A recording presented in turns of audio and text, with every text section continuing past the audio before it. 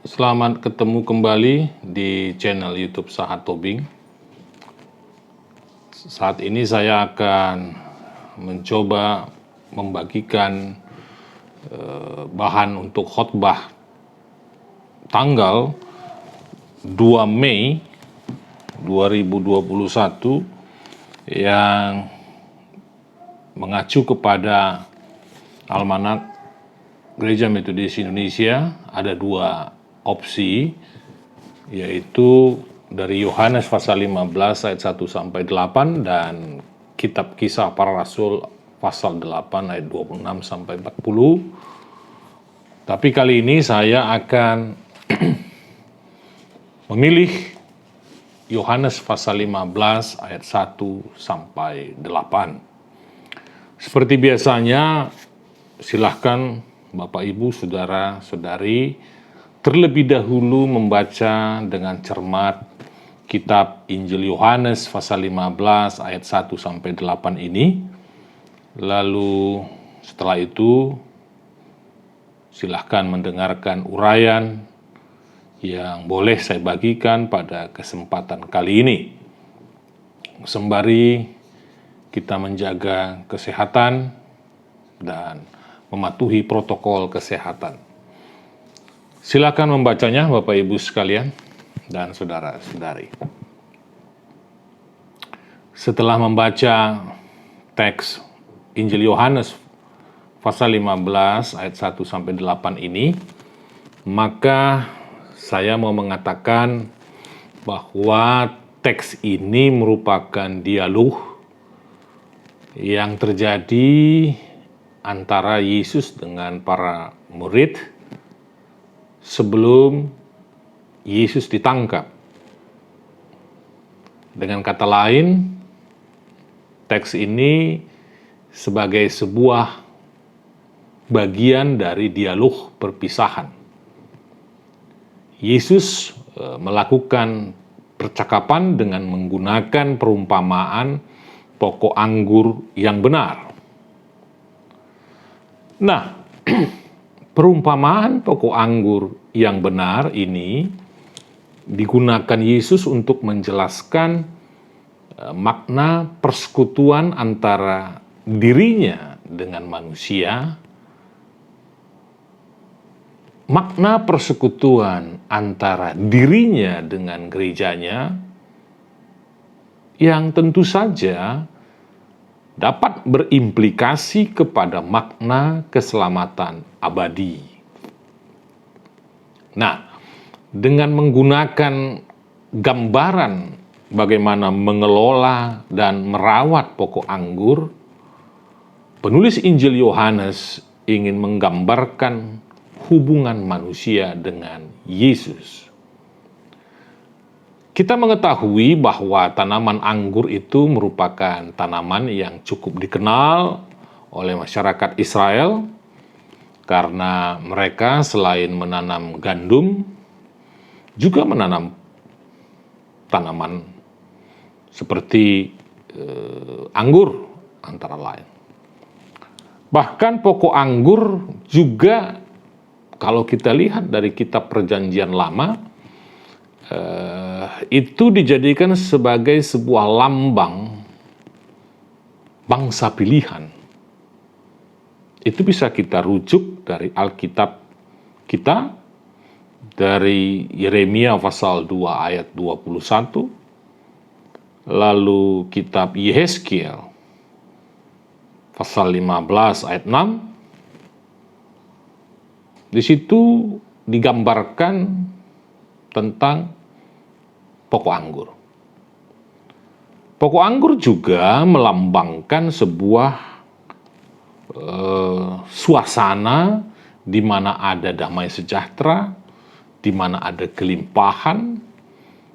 Masih di dalam kitab Perjanjian Lama, yaitu di kitab 1 Raja-Raja pasal 4 ayat 25. Bapak, Ibu, Saudara-saudari sekalian, para penonton channel YouTube Sahat Tobing, tanaman anggur itu termasuk tanaman yang menjalar. Ya, seperti ubi jalar, munculnya ada Ya, artinya dia menjalar, cuma yang membedakannya adalah bahwa ubi jalar itu ada di dalam tanah. Nah, munculnya pucuk-pucuk baru dari tanaman anggur itu kemudian akan menjadi ranting-ranting. Nah, ranting-ranting itulah kemudian yang perlu dan penting untuk dirawat dengan baik agar dapat menghasilkan buah yang baik, terhindar dari hama penyakit. Karena apa? Karena jika tidak dirawat, ranting-ranting itu akan mati, kering, dan pada akhirnya akan dibakar. Nah, penulis Injil Yohanes menyebutkan bahwa murid-murid dan pendengar langsung Yesus itu ingin mengatakan bahwa mereka telah mendengar banyak pengajaran dari Yesus. Ya, bisa tentang kasih, pengampunan, pertobatan, kritik kepada bait Allah, kritik kepada rezim Romawi. Dan itu yang sebetulnya terungkap di ayat 2, bahwa para murid dan pengikut-pengikut Yesus itu sebetulnya telah mendengarkan khotbah dan didikan Yesus, di mana dikatakan setiap ranting padaku yang tidak berbuah dipotongnya, dan setiap ranting yang berbuah dibersihkannya supaya ia lebih banyak berbuah. Ya, tujuannya adalah bagaimana menghasilkan buah. Karena apa? Kamu memang sudah bersih karena firman yang telah kukatakan kepadamu. Jadi sudah pernah disampaikan, sudah pernah dikhotbahkan, sudah pernah dilakukan oleh Yesus. Maka secara tidak langsung hiduplah secara konsisten dengan pengajaran Yesus. Hanya saja penulis Injil Yohanes menduga ada kemungkinan pengajaran khotbah-khotbah Yesus selama dia ada bersama-sama dengan para murid, lalu itu terabaikan ketika Yesus pun nanti tidak bersama-sama lagi dengan para murid. Mungkin juga dilupakan. Tentu ini sebuah kewajaran bagi seorang manusia. Nah, sehingga itu ingin diantisipasi.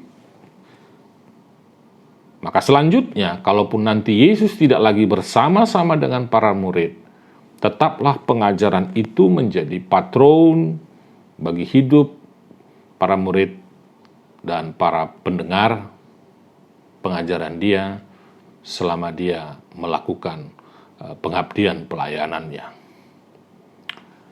Ayat 4-6 menggambarkan pentingnya sebuah hubungan dialogis, ya. Di situ dikatakan, tinggallah di dalam aku dan aku di dalam kamu. Apa artinya? Bahwa antara manusia dengan Yesus dalam bentuk roh itu menyatu di dalam seluruh keberadaan para murid, para pendengar, dan manusia. Yang oleh saya sebut sebagai pengalaman mistikal. Mistik. Nah, pengalaman mistik yang saya maksudkan itu adalah selalu disertai, selalu berada di dalam kehadiran yang kudus. Ada rasa kesatuan dengan Allah atau semesta.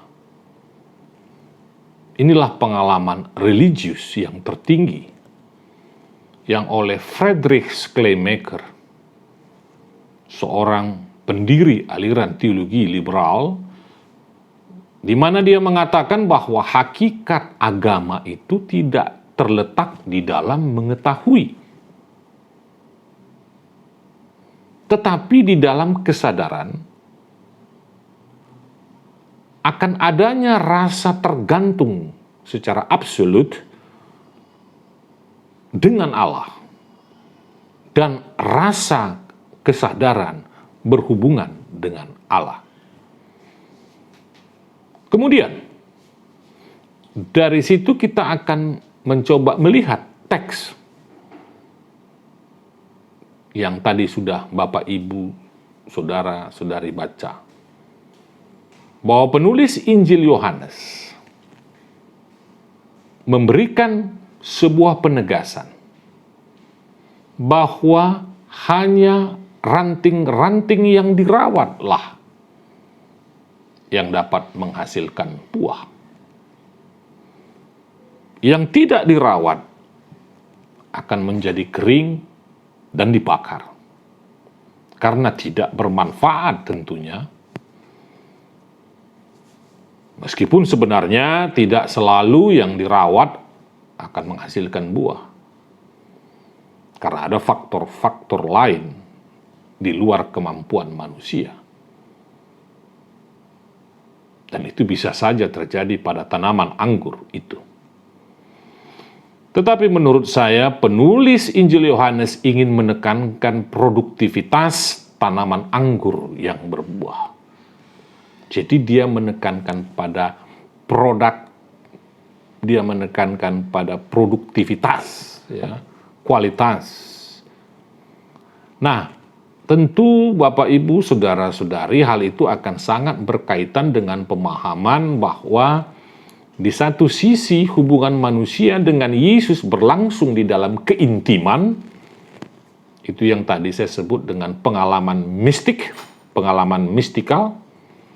Namun bukan berarti keintiman pribadi tanpa buah. Karena kita nanti bisa saja terjebak pada eksklusivitas, eksklusif. Apalagi kalau sudah sampai kepada eksklusivitas yang radikal. Orang bisa saja menutup diri dengan komunitas di luar dirinya. Bahwa di luar dirinya sesat, hanya dirinya yang tidak sesat. Atau mungkin akan menjadi pribadi yang menekankan kesalehan pribadi. Tentu ini bukan menjadi tujuan teks kita ini. Pokok anggur yang berbuah lebat dan membagikan buah kepada segala makhluk. Tentu ada banyak cara, melalui kebaikan, persahabatan, bela rasa, toleransi, dan mengutamakan kualitas persekutuan yang berbuah bagi dunia ini. Semoga Bapak, Ibu, Saudara-saudari terbantu dan tertolong. Saya mau mengatakan, mari kita tetap menjalankan protokol kesehatan, jaga kesehatan, jaga imun supaya lebih baik. Dan Tuhan memberkati kita semua, khususnya saudara-saudara saya, jemaat dimanapun berada, khususnya di GEMI Siloam Binjai. Tuhan memberkati kita. Amin.